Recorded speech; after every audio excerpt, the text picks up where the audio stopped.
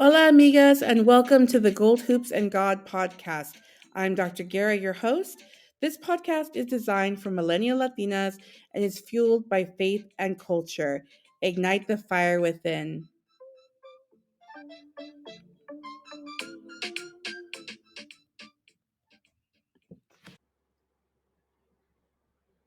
How's it going, mujeres? Welcome back to the Gold Hoops and God podcast.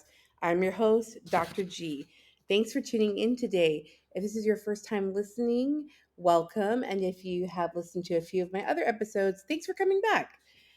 So, on my last episode, I talked about this cool theological concept called perichoresis.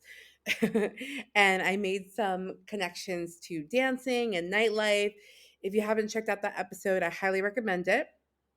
Music is such a huge part of Latinx culture that I wanted to take some time in this episode to talk about a really iconic woman, an amazing singer named Selena Quintanilla.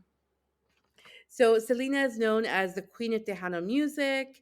And the song Dreaming of You kept popping up in my head. I mean, I heard it on the radio several times the last couple weeks, and it just kept coming to me. And so I was like, you know what? I'm going to talk about dreams. I'm going to talk about Selena today. So this episode is dedicated to Selena and dreaming your best life. So let's dive in. I wanted to start today by giving a mini bio on Selena, although many of you probably already know exactly who she is. And so let me give you a bit of background. Selena Quintanilla Perez was born on April 16th, 1971. She was originally from Texas and sang with her siblings in Selena y los Dinos. She's known for many things as she was really multi-talented. She had a beautiful voice, and the impact that she has made on Latinx culture cannot be understated. Sadly, Selena was tragically killed at the height of her career. She was killed by Yolanda Saldivar on March 31st, 1995. As you may know, Yolanda was actually president of Selena's fan club and was very close to Selena. She spent, a lot of time with her, and so it was really shocking and horrifying to know that she's the person who took her life. And there was recently a interview or some kind of documentary that Yolanda Salivar did. There was definitely mixed reviews on that, but I won't go too deep into the details of that. But needless to say, Selena, her legacy, she is remembered and she is mourned by her fans to this day. So, in terms of the ways in which people remember Selena, there's a lot of stores that sell Selena candles that are done in a very familiar style. So if you have seen those tall glass candles, they usually have like saints on them. It might be like a Guadalupe or a picture of Jesus or a Saint Anthony image. Like they're very popular. They sell them in botanicas. They sell them in Latino supermarkets sometimes. Well, there's a couple places that have created candles for Selena. So that it has like a big image of Selena on the front, essentially kind of implying Selena being uplifted almost to this saintly status, right? She's so popular. She is so famous in Latino culture that she is honored in that way. It's really interesting. So, if you know, there's also a lot of celebrations that remember Selena, that celebrate her music. So there's tons of cities that will have things like karaoke night, right? Selena karaoke night or Como la Flor themed dance night, where people are encouraged to dress up in outfits inspired by Selena or to sing her songs and things like that. So there's a Selena lookalike contest, pardon, you name it, right? You name it. And there's different ways in which her fans really come together and celebrate her, which is really beautiful. So, in terms of her style, her fashion was really amazing. She's really known for her fashion. And it just elevated her status as a cultural icon. Her beauty, her poise is unmatched. She's a very beautiful woman. There was just something about her. People say that je ne sais quoi. There was just something about her. She really possessed that amazing star quality. She was also an Aries, like your girl. So that was kind of fun. There's one outfit in particular. I'm sure folks will know exactly which one I'm talking about. It's this purple sparkly jumpsuit that has really become like her signature outfit. When people think of Selena, that's the outfit. And that was a outfit that she wore on stage back in 1995 at the Houston Astrodome, and it's been duplicated, replicated, referenced so many times. But of course, there can only be one Selena.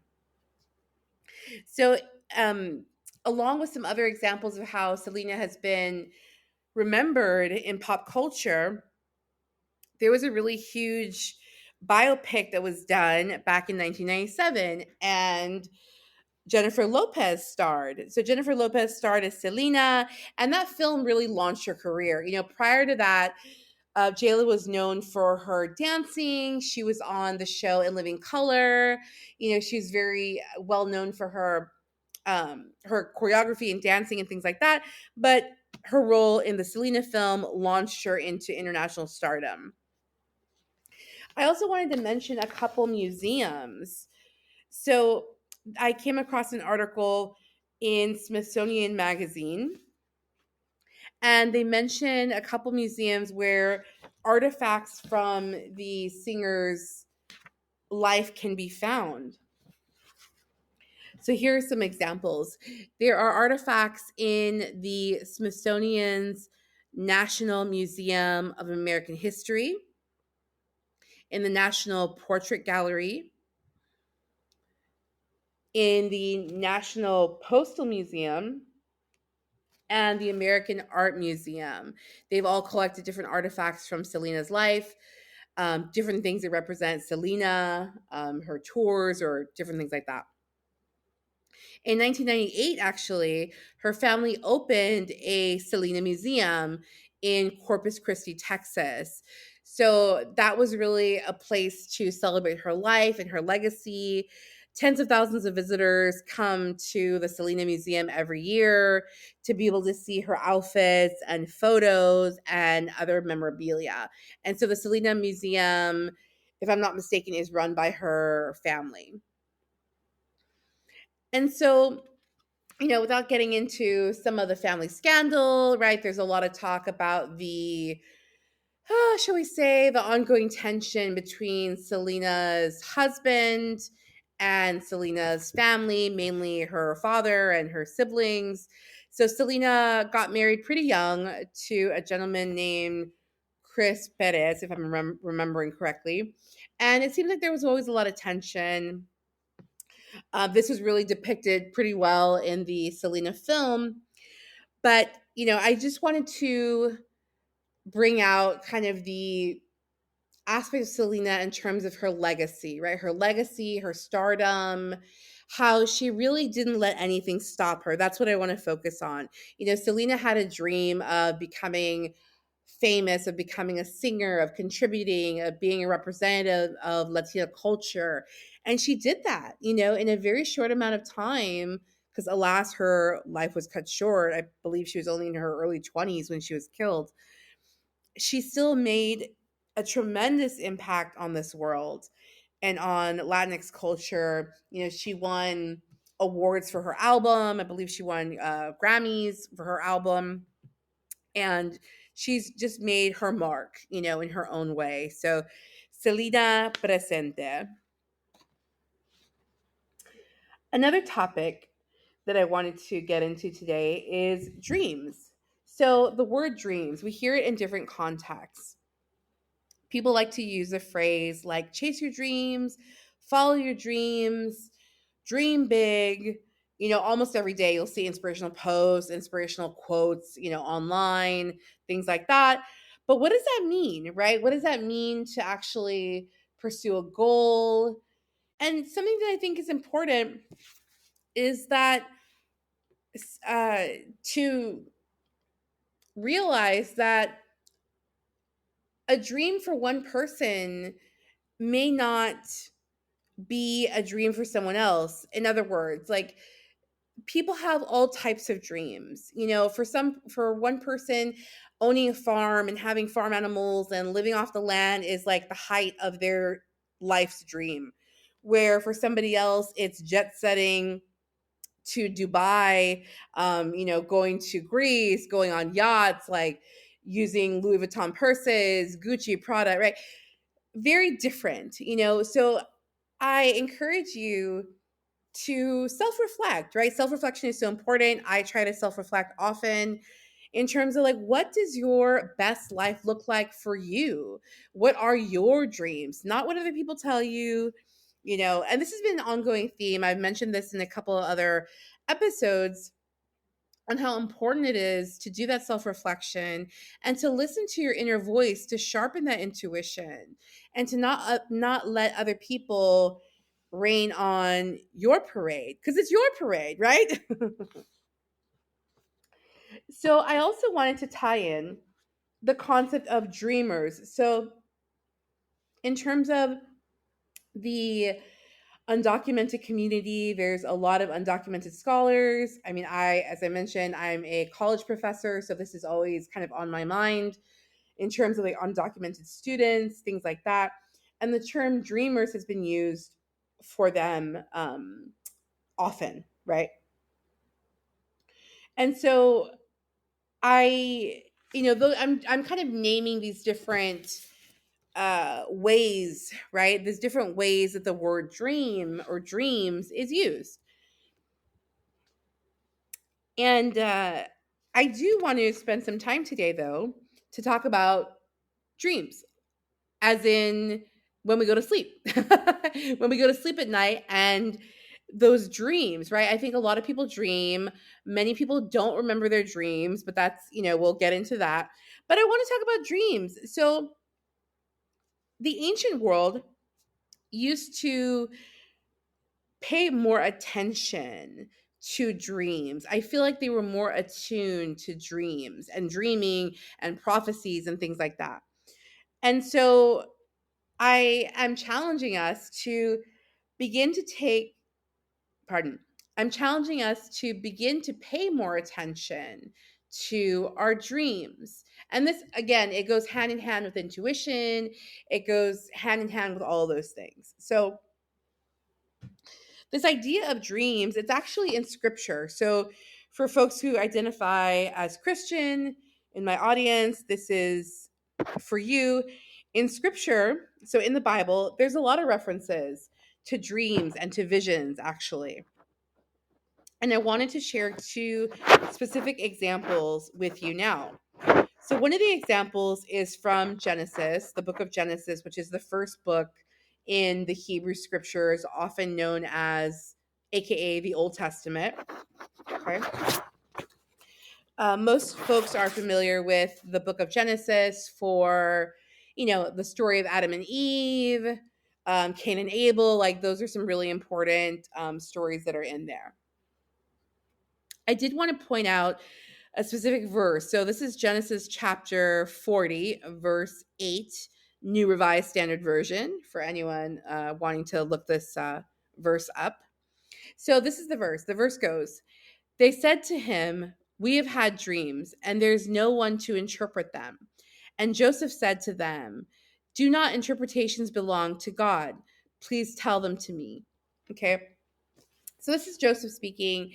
And I wanted to share this just to reflect on how dreams were sort of part and parcel of the conversation back then, right? Another example that I wanted to share is from the Gospel of Matthew. So the Gospel of Matthew is one of the four Gospels. When we look at the Bible, typically it is, the Hebrew scriptures, also known as Old Testament, and then the Christian scriptures, which is comprised of the four Gospels, the letters from Paul, right? There's a whole bunch of different holy texts that are compiled in the Christian scriptures. But the Gospel of Matthew is one of the four Gospels. And Matthew, Mark, and Luke are considered the synoptic Gospels. The word synoptic means that they contain much the same information. Okay. And so biblical scholars correct me. I believe the text is called a concordance. They actually sell books that are like side by side, like columns, right? You can actually open the book and see exactly which stories or biblical texts are appearing in which gospels, if it's in all four, if it's only in two, et cetera, et cetera. It's really fascinating. I love it. I mean, I geek out on this stuff. It's theology, Bible, love it. Okay. The synoptic gospels, right? So they contain a lot of the same information, very similar stories, very similar retelling of Jesus's life, Jesus's ministry, right? Relationship with the apostles, etc. Okay. Now, um, the fourth gospel, so the Gospel of John, is very unique. It has a very different writing style. It starts off, in the beginning was the Word, and the Word was God, right? So it's a totally different. It's very unique when you look at the four gospels side by side. John is on his own trip. He's doing something very different, which I actually really love and appreciate. Okay, so the verse that I wanted to share, again tying back to dreams, is Matthew chapter 2 verse 13. It goes like this. It says, "Now after they had left, an angel of the Lord appeared to Joseph in a dream and said, 'Get up, take the child and his mother and flee to Egypt, and remain there until I tell you, for Herod is about to search for the child and destroy him.'" So this is when Joseph is told that Mary and baby Jesus, they have to leave. They need to escape because Herod is about to slaughter the firstborn, the slaughtering of the innocents. Okay. So I wanted to mention those because I am fascinated by dreams. Things like oracles, prophecies, dreams. I find it so intriguing, so fascinating. And again, I think today in 2024, alas, we have become very disconnected from these things, right? And I would say, you know, and please don't misinterpret me when I am about to say this. I absolutely believe in modern medicine, science, laboratory science. I believe in all that. And I also think that we have gotten to a point in which we quote unquote, our society has put all of its trust, in science, modern medicine, robotics, AI, right? Like we're going all the way science to where, things like other ways of knowing are kind of seen as unreliable, shall we say. So I'm really fascinated by dreams. I myself, I tend to have very vivid dreams, almost too vivid. So for example, like if in my dream it's like a sad scene, right? Like it's a sad scenario, it's a sad moment, I'm crying in the dream, I will actually wake up with physical tears, right? I will actually wake up with puffy eyes, like tear stains. It's kind of intense. I mean, I'm sure there's something there, right? As I'm talking about dreams, I'm sure there's a lot there as to why that's kind of where my subconscious goes. But anywho, so there are people, in terms of thinking about dreams and dreaming, there's actually a lot of people who say that, or claim rather, that when we're asleep, our soul is actually busy doing work in other dimensions. Now, I warn you all, this may feel a little weird for some of you. This may be a little too woo-woo for some of you. That's okay. It's all good. Hang in there, take it with a grain of salt. But I would say, especially if you're a person who has a recurring dream, like the same dream over and over again, or the same dream pops up let's say every 2 months, it's like the same dream of your, birthday party when you were 6, and, a kid like smashed your cake. I don't know, for example, right? Whatever, whatever it may be. Those recurring dreams are trying to tell us something for sure. Recurring dreams definitely try to tell us something. So I encourage you to look it up, do a little digging. There are tons of resources. There are dream dictionaries online that are probably the easiest to access. You just type in, what does it mean to dream of a birthday party? What does it mean to dream of my sibling in my dream? And it'll give you all kinds of information. There's also like physical books, right? There's physical books that you can check out either at the library or purchase at your favorite bookstore. And they're like dream encyclopedias, pretty much. So I encourage you, like, if you're interested in dreams, if you're interested in dream interpretation, go for it. I think it's so fascinating.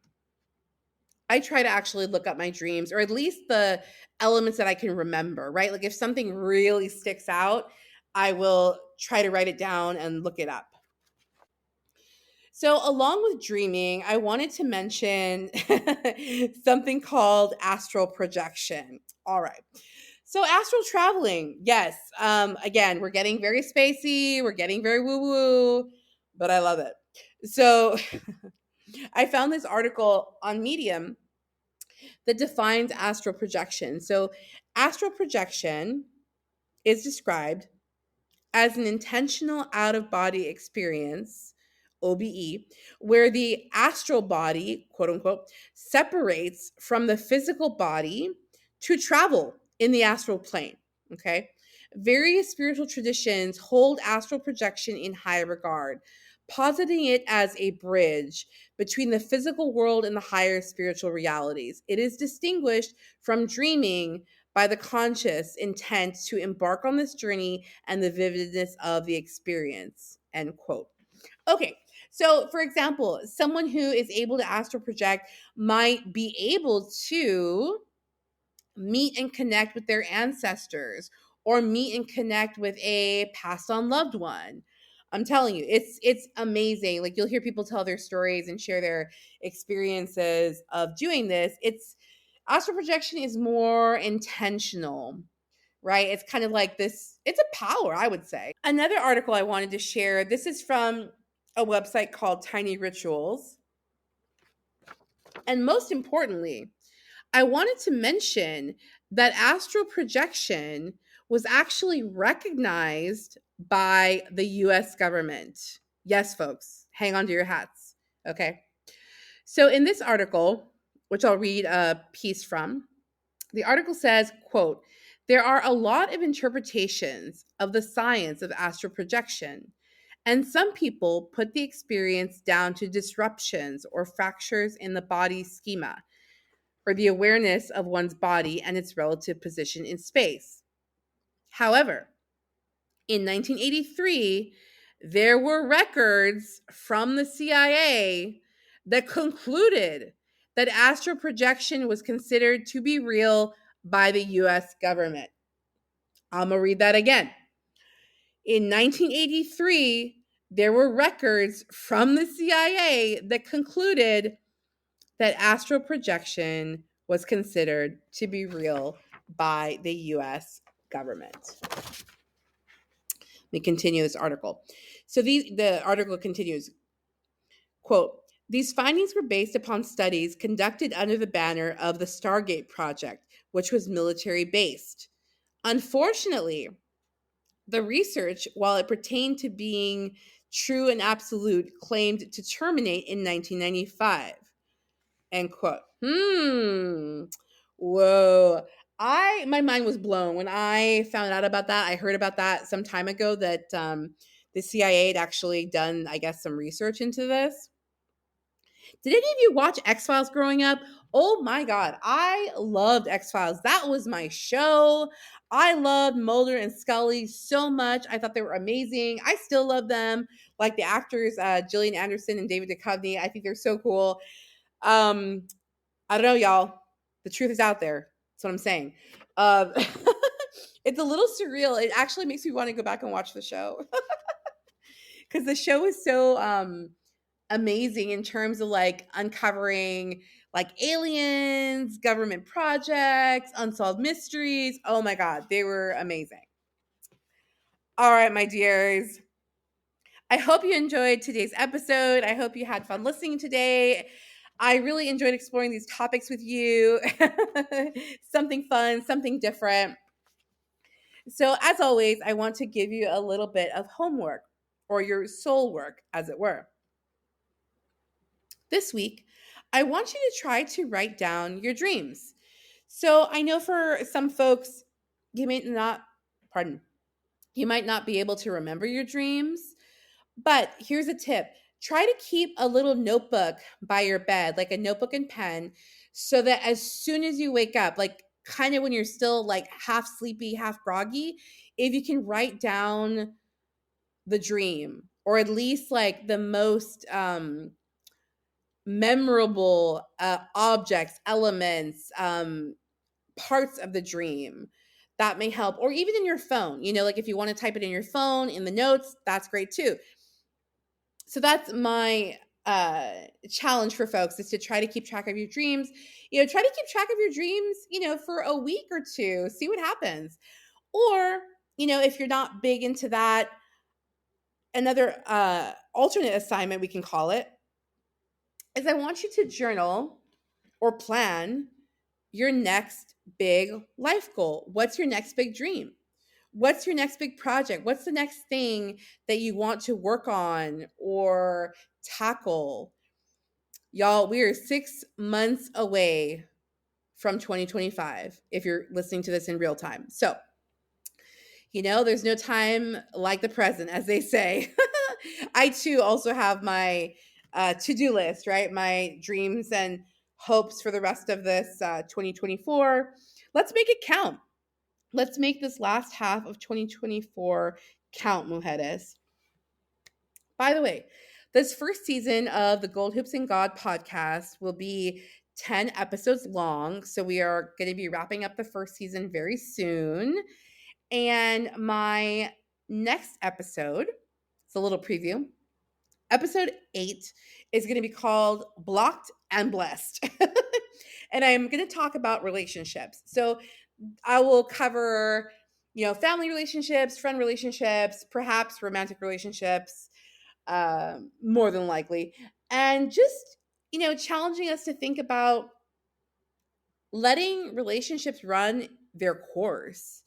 It's very true that oftentimes as we heal, we have to let certain relationships go because they end up holding us back. They end up holding us down, in a negative way. And sometimes they're just toxic. And as we grow and heal and evolve, you got to let them go, And so those are the things that I'm planning on talking about in my next episode, episode 8. Should be fun. If you enjoyed my content, please, please, please help your girls spread the message. I encourage you to share it on social media, be it on Instagram, Facebook, wherever you are on social media. Share the episode with friends. It means a lot to me as I'm trying to grow my platform and share these episodes with more Latinas. So, ciao for now, mujeres. Take care. Bye.